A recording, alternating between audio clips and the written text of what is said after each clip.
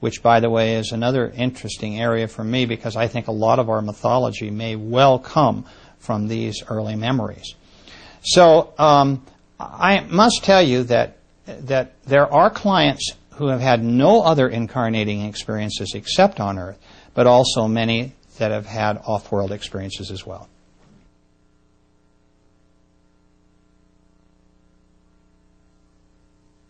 When we dream, generally, my way of describing dreams is generally in three categories. We can cleanse our minds at the end of every day. It's kind of a cleaning house where we vent a lot of the things that have gone on, and a lot of it is kind of like everything's short-circuited up there. We've all had dreams which seem like just utter nonsense if we wake up in the morning and wonder what they were all about, or if we wake up in the middle of the night and they've just happened and we don't make any sense of them. We also have those dreams which are problem-solving dreams. We go to bed with a specific problem, and somehow in the morning we wake up and our answer is beginning to formulate. So that's a very cortexual type of dream, where we're really analyzing a problem, and our sleep state is helping us resolve that. Then we have what I call spiritual dreams. The dreams that I've just described in terms of flying dreams or water dreams, where in fact we are creatures that we don't understand in a conscious state, but we're reliving earlier experiences. I might also mention that the problem-solving and the spiritual dreams can overlap. We may receive help from a guide in the middle of the night to some major problem that we just can't seem to solve during the day, and our minds are not open to receiving information from our guides. Maybe we're not people who meditate. So the only way they really have of reaching us is when we're in a subconscious state at night. And so dreams can take many different forms.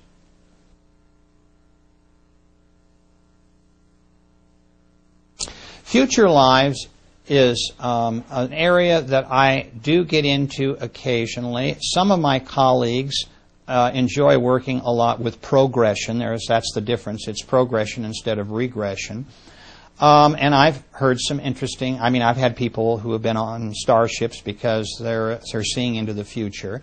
A lot of times, though, I don't like working in the future, even when a client is able to talk to me a little about it, because of the fact that I think from a karmic lesson standpoint, it's better that they not know what's coming up. I feel, again, a lot of importance really comes by our discovering and problem solving when the issue is right in front of us. So I'm a little hesitant to spend too much time with that, although I've had many clients who've talked to me, for instance, about the 21st, 22nd century, how overcrowded the next century is going to be on Earth, and how there's going to be a lot of air pollution, and how it's not going to be real easy living around here. In fact, it's made my wife and I come to the conclusion I think we'll wait a century before we reincarnate together again. But I must tell you, too, that the fact of time often comes into this.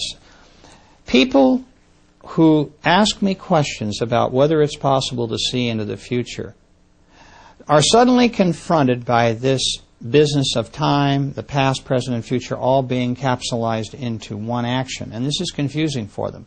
It doesn't bother them so much when we talk about past lives and our current life. But when we get into the future, they begin to see that, in fact, all time there's not an absolute to time. It's not a chronology like it is on Earth.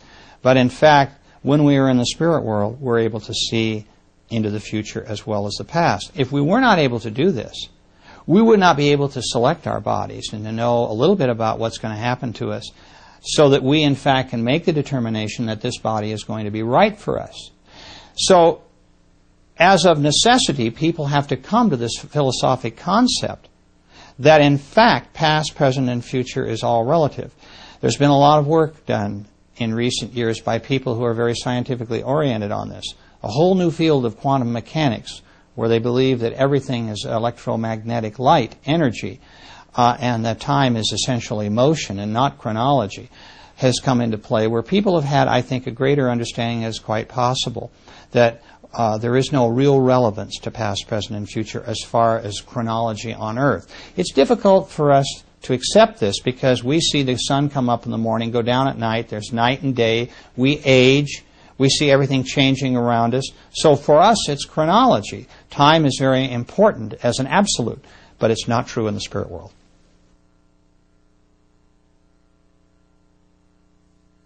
When they decide, and their guides are also involved in this decision, that it's time to come forward and be reincarnated again, they go to a place where they can study the bodies that they're going to be given as choices. Now, I find this varies between clients. Some clients are given 2 or 3 choices. Other clients are given basically 1 choice. But I have almost never found a client who has said, I don't like that choice.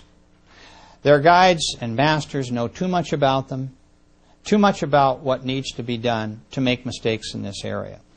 So I find most people are very joyful when they see the bodies that they're going to inhabit in their next life. They look almost as if they go into a television studio or a movie theater and see in stop action certain aspects of the life to come, to see whether their soul will fit into the personality of the body that they're going to inhabit, and see how that will work in terms of their coming forward. Now, I'd like to say that it's an extremely important part of my work to understand how the soul mind of my client is interfacing with their earthly mind in the ego of the body, the brain in which they're now incarnating as a person in this particular life. Because, as I mentioned before, we have different soul egos that combine with different bodies. And it's true that in the womb, when we're analyzing what this mind is like and how we might combine with it, there is a duality. Once we are born, that fusion has taken place. It is not as if the soul is an alien form. That baby recognizes this intelligent life and welcomes it. After all, if we were to take the soul out of, say, a human body, we would probably have raw emotions. There would be a survival instinct. We'd have aggression. We'd have passivity.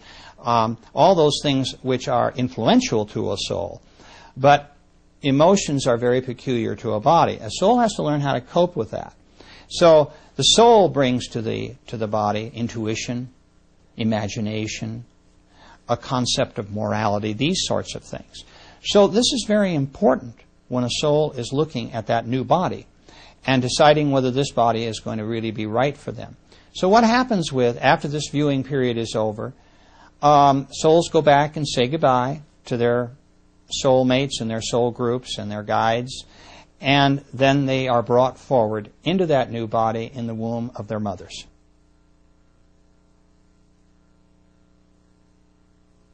My clients describe death as something that is very, very beautiful for them.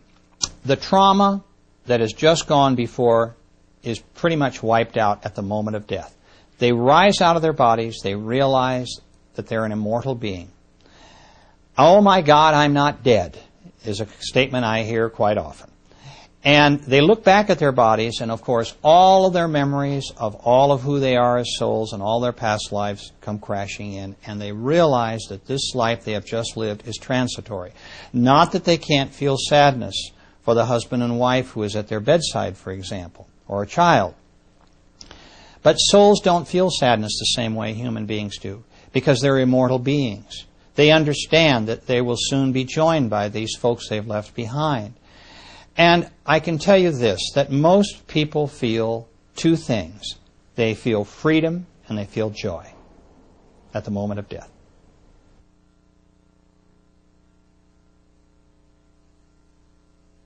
The disturbed souls are those that may have been murdered, for example, or may have lived very, very traumatic lives.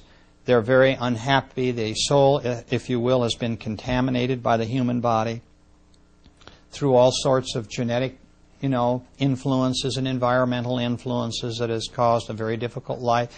Maybe also it's a young soul that has had a hard time coping with the particular difficulties of that mind, where a more advanced soul could get through it. There's all sorts of reasons for souls being disturbed in their bodies, and that's one of the primary ones.